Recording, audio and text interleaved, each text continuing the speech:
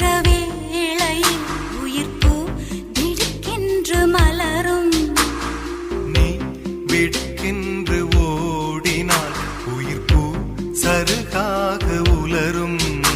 இரு கைகள் தீண்டாத பெண்மையை உன் கண்கள் பந்தாடுதோ.